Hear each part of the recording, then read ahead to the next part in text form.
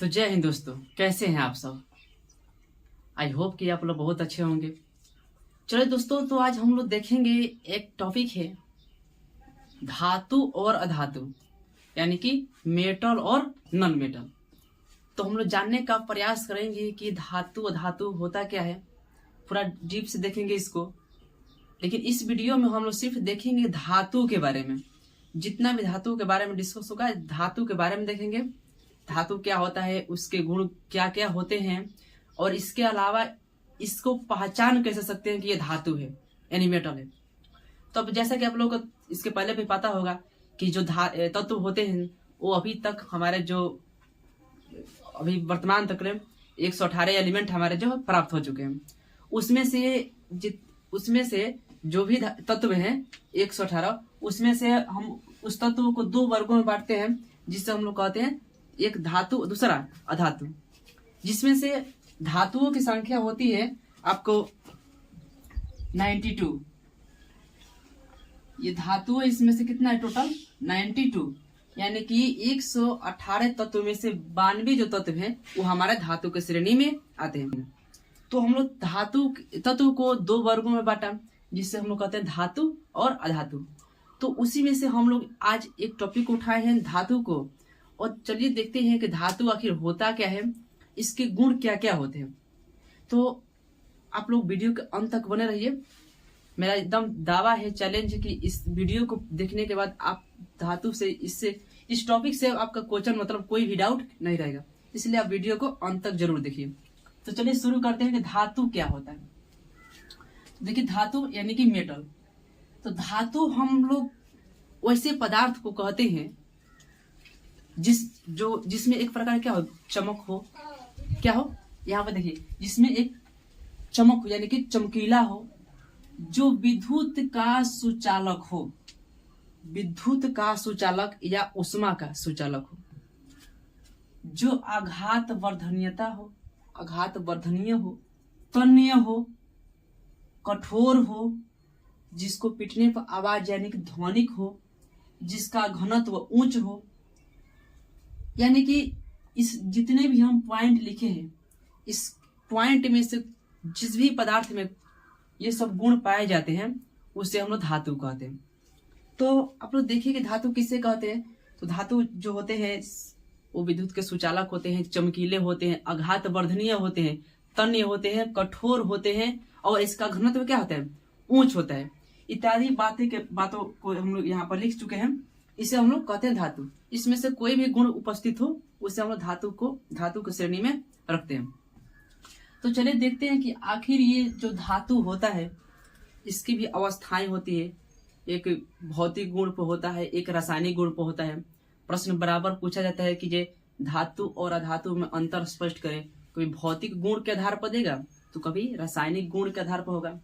तो हम लोग देखेंगे इस वीडियो में कि भौतिक गुण के आधार पर धातु, यानी कि इसके भौतिक गुणों के बारे में हम लोग देखने का प्रयास करेंगे।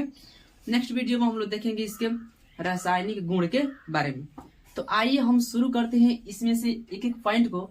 आप लोग बहुत आदमी को डाउट होगा कि सर क्या बता दिए, आघात वर्धनीय क्या होता है, इस सुचालक, तन्य, घनत्व, क्वथनांक, ये सब थोड़ा सा मतलब हम लोग को नहीं समझ में आ रहा। तो चलिए एक एक पॉइंट को हम यहाँ पर लिखे हुए हैं और एक एक पॉइंट का समझने का प्रयास करेंगे बहुत ही बेहतरीन तरीके से। तो आप लोग ध्यान से देखते रहिए। तो सबसे पहले इसका जो भौतिक गुण होता है, तो एक नंबर पॉइंट में लिखेंगे, यह जो होता है धातु, यह चमकीला होता है। इसमें क्या होती है, एक विशेष प्रकार की चमक होती है, जिस चमक को हम लोग धातुई चमक भी कहते हैं। तो धातु के सतह पर एक विशेष प्रकार की चमक होती है, जिस कारण से हम लोग उसे पहचान सकते हैं कि यह धातु है। कोई भी पदार्थ हो, यदि उसमें चमक हो, चमकीला है, चमक रहा है, तो आप उसे धातु कह सकते हैं। ठीक है। लेकिन इसमें जो यहाँ पर लिखे ग्रेफाइट और आयोडीन, ये ग्रेफाइट और जो आयोडीन यहाँ पर दिख रहा है, जो यहाँ पर दिख रहा है कि ग्रेफाइट और आयोडीन, ये जो होता है विद्युत का, ग्रेफाइट और आयोडीन विद्युत का नहीं, सॉरी, इसमें जो है चमक होती है। क्या होती है, इसमें चमक होती है, लेकिन ये धातु नहीं होते हैं। इसमें चमक होती है, दोनों आयोडीन भी चमकीला होता है, ग्रेफाइट भी चमकीला होता है, यानी दोनों चमकीला होता है, लेकिन यह धातु नहीं है, यह अधातु है। यह इसलिए यह जो धातु का यह अपवाद हो जाएगा, क्योंकि अभी बताए हम कि धातु वो होता है जिसमें एक विशेष प्रकार की चमक हो, लेकिन चमक तो इसमें भी होती है, ग्रेफाइट में भी होती है, आयोडीन में भी होती है, लेकिन यह धातु न होते हैं, यह अधातु होती है। इसलिए अपवाद में ग्रेफाइट और आयोडीन ये दोनों हो जाएगा आपको। ठीक है, समझ में आ गया होगा। अब हम लोग देखते हैं कि ये विद्युत का सुचालक, विद्युत या उष्मा दोनों का, विद्युत या उष्मा जो धातु होता है वो विद्युत और उष्मा दोनों क्या होता है, सुचालक होते हैं। सुचालक का मतलब होता है बाबू कि इसमें विद्युत धारा आसानी से प्रवाहित हो जाएगी, बिना किसी परेशानी के, बहुत ही सुगमता पूर्वक, आसानी के सरल तरीके से इसमें क्या हो जाएगी, विद्युत प्रवाहित हो जाती है। उससे हम लोग कहते हैं विद्युत का सुचालक। जैसे यहाँ पर हम लिखे हैं चांदी। चांदी जो होता है वो विद्युत का सबसे गुड कंडक्टर माना जाता है, यानी कि सबसे जो अधिक धारा प्रवाहित होती है वो हमारा होती है चांदी में। तो हम लोग देखते हैं कि ये हमेशा क्वेश्चन पूछता जाता है कि वो कौन सी धातु है जो विद्युत का सर्वाधिक सुचालक होती है। तो हम लोग देखें कि जो सबसे जो होता है क्या चीज, चांदी, यह विद्युत का जो है सुचालक पदार्थ होती है। लेकिन यहाँ पर हम लिखे क्वेश्चन में ग्रेफाइट। देखो ग्रेफाइट जो होता है यह विद्युत का सुचालक तो होता है, लेकिन यह धातु नहीं होता है, यह क्या होता है, अधातु होता है। तो इसको याद रखिएगा, ग्रेफाइट जो है यह अधातु के श्रेणी में आते हैं, धातु नहीं, अपवाद है ये।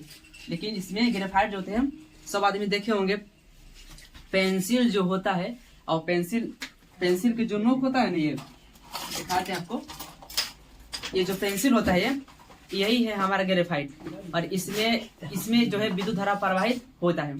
तो पेंसिल का जो नोक होता है यही ग्रेफाइट है, इसमें विद्युत धारा आसानी से प्रवाहित हो जाती है, यही इसका अपवाद है। लेकिन ये क्या है, धातु नहीं है, यह अधातु है। एक्सेप्शन आपको याद रखना पड़ेगा कि ये जो ग्रेफाइट होता है विद्युत का सुचालक होता है, लेकिन यह धातु न कहकर अधातु कहलाता है। तो चलिए हम लोग ये देख लिए। अब हम लोग नेक्स्ट देखेंगे आपका आघात वर्धनीयता क्या होता है। आघात वर्धनीयता होता क्या है, देखो आघात वर्धनीयता का मतलब होता है कि आप किसी भी पदार्थ को ले लो, उससे हथौड़ा मारो उस पे, और हथौड़ा मार कर उसको चिपुट कर दो एकदम, मतलब कैसे पतला चादर के रूप में उसको कन्वर्ट कर दो।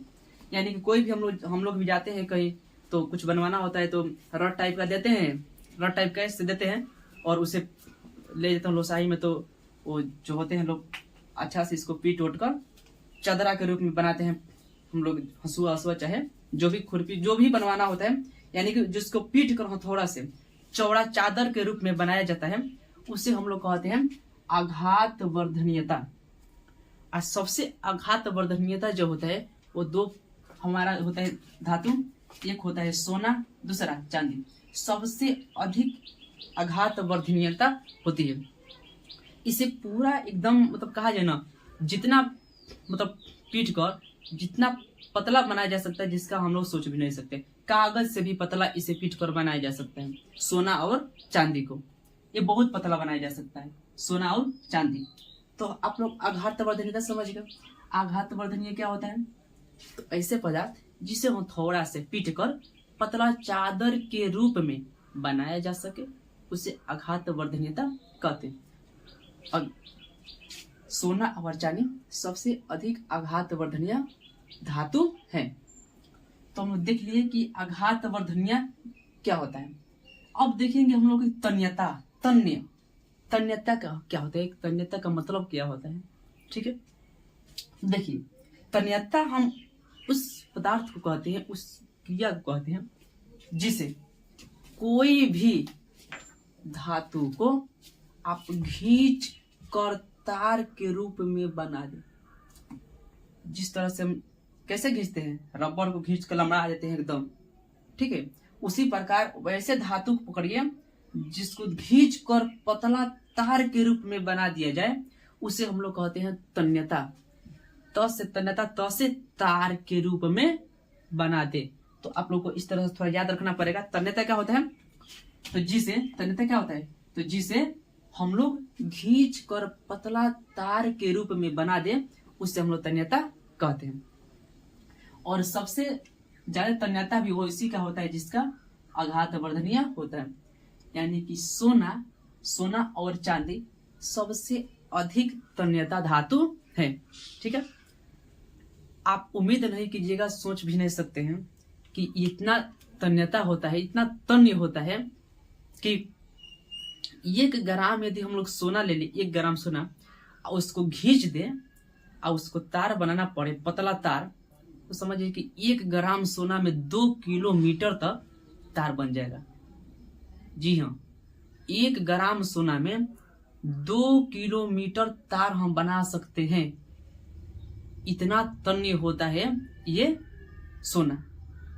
उसी प्रकार यहाँ पर लिखे हुए हम कि 1 ग्राम सोना में 2 किलोमीटर तार बनाया जा सकता है। उसी प्रकार और 1 मिलीग्राम, जो ये 100 मिलीग्राम चांदी जो होता है, 100 मिलीग्राम चांदी में घींच कर, उसको 100 मिलीग्राम चांदी को घींच कर 2 मीटर तक तार हम बना सकते हैं, बनाया जा सकता है।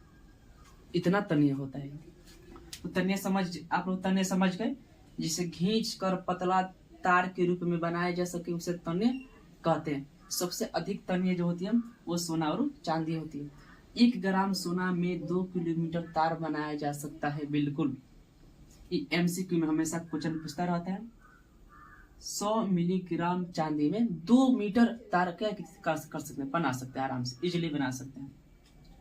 अब देखते हैं कि धातु जो होता है वो कठोर होता है। धातु क्या होता है, बहुत हार्ड होता है। लेकिन सभी जो धातु होते हैं वो एक समान कठोर नहीं होते हैं। कोई धातु होता है कि बहुत कठोर होगा, हरा होगा, एकदम हिलेगा नहीं, मारेंगे कुछ उसका असर नहीं पड़ेगा। कुछ होता है कि मीडियम होता है, इधर उधर हिल डोल जाता है, ठीक है। लेकिन कुछ वैसे होते हैं जिसे हम लोग काट भी सकते हैं चाकू से। कुछ क्या करते हैं, मुलायम होता है, उसे हम लोग आसानी से काट सकते हैं। तो ये बराबर बोर्ड में पूछा जाता है क्वेश्चन कि वह कौन सी धातु है जिसे चाकू की सहायता से काटी जा सकती है। या ऐसा क्वेश्चन दे सकता है कि वह कौन सी धातु है जो मुलायम होती है। तो यहाँ पे देखिए एक्सेप्शन में लिखे हुए हैं लगभग सभी धातु क्या होते हैं, कठोर होते हैं। लेकिन कुछ धातु जो होते हैं वो मुलायम भी होते हैं। जैसे सोडियम पोटेशियम क्या है, ये मुलायम धातु है।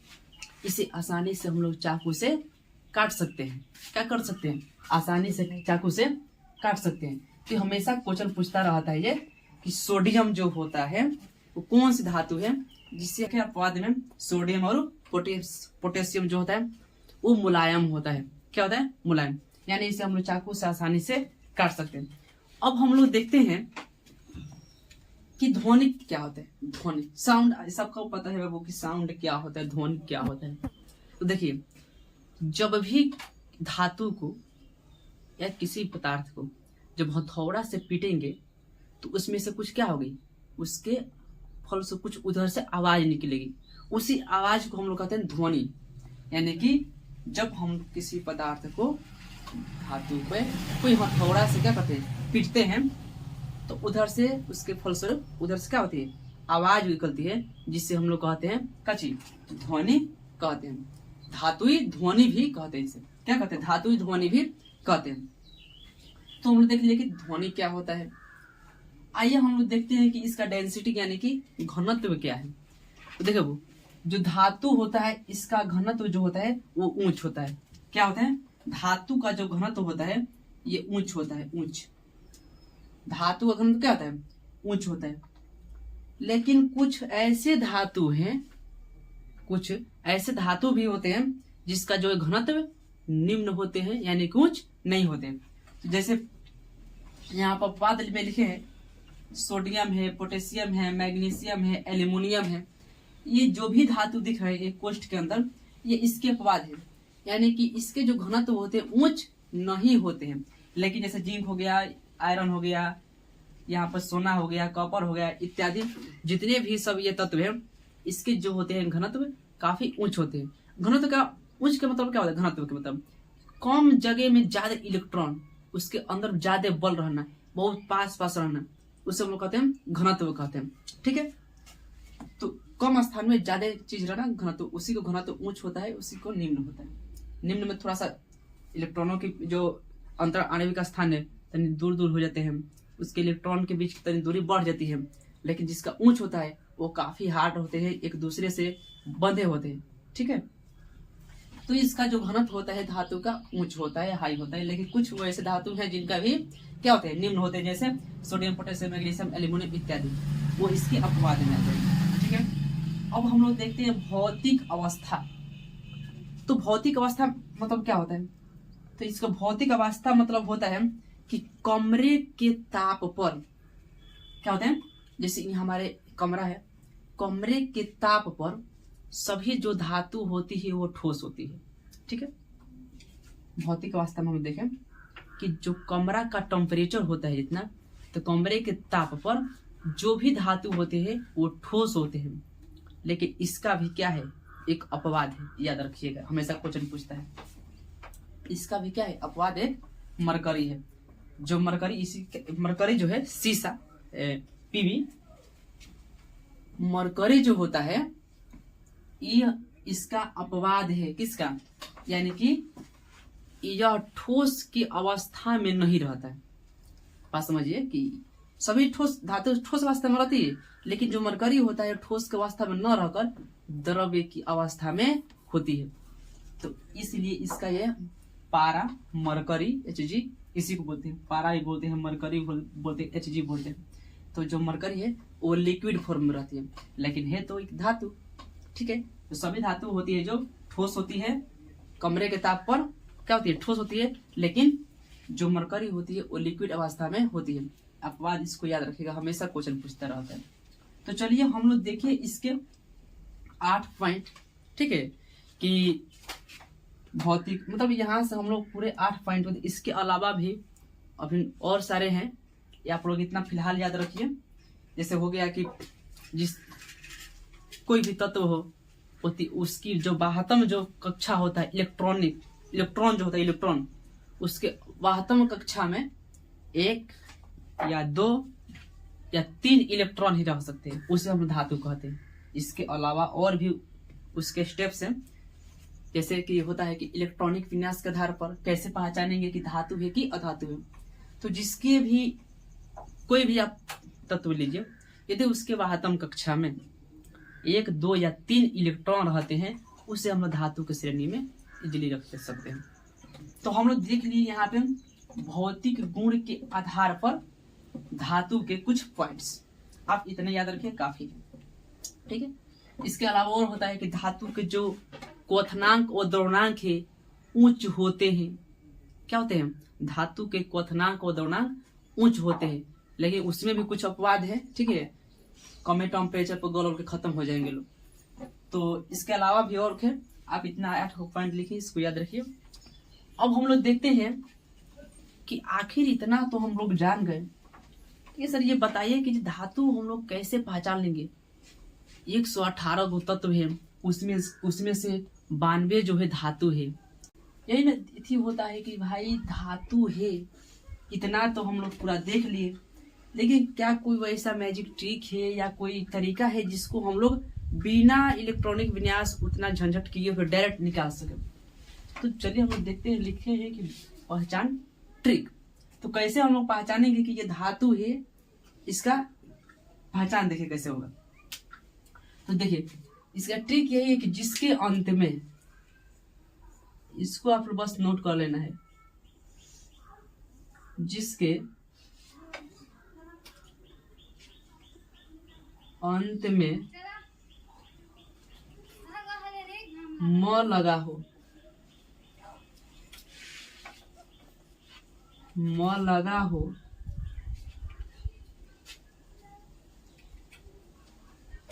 उसे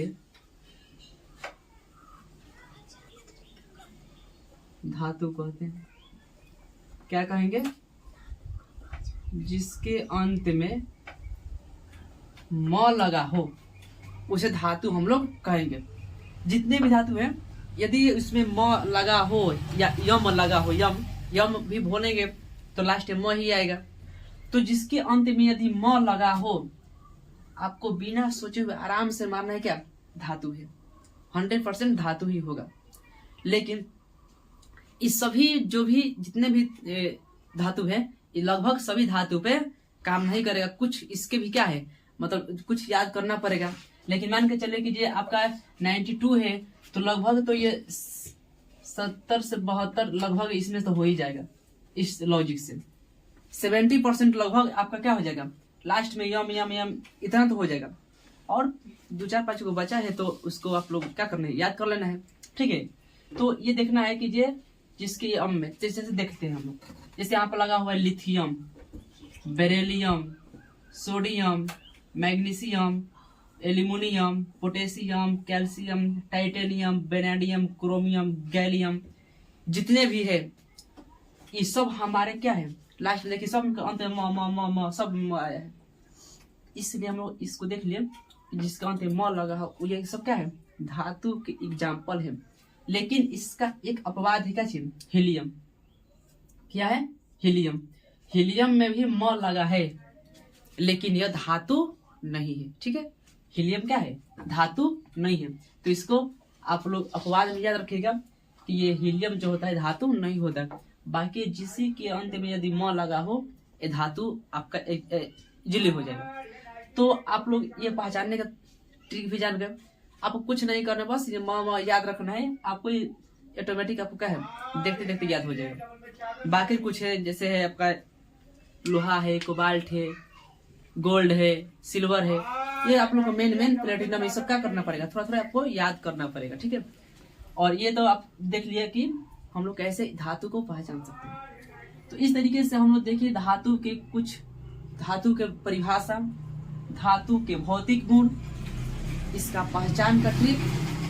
नेक्स्ट वीडियो में हम लोग देखेंगे सेम अधातु के बारे में, यही कंडीशन सेम अधातु के बारे में देखेंगे कि आखिर अधातु में क्या होता है क्या नहीं होता है। ठीक है, इसके बाद हम लोग देखेंगे कि इसके रासायनिक गुण क्या होते हैं। तो चलिए हम लोग आज के लिए दोस्तों इतना ही रख देते हैं। और आप लोग इतना देख लिए, यदि आपको ये समझ में आया हो, अच्छा लगा हो तो प्लीज इस वीडियो को ज़्यादा से ज़्यादा शेयर कीजिए, चैनल को सब्सक्राइब कीजिए, लाइक कीजिए और अपने दोस्तों के साथ फैला दीजिए पूरा वीडियो को। तो चलिए दोस्तों, जय हिंद। आज के लिए इतना रहेगा।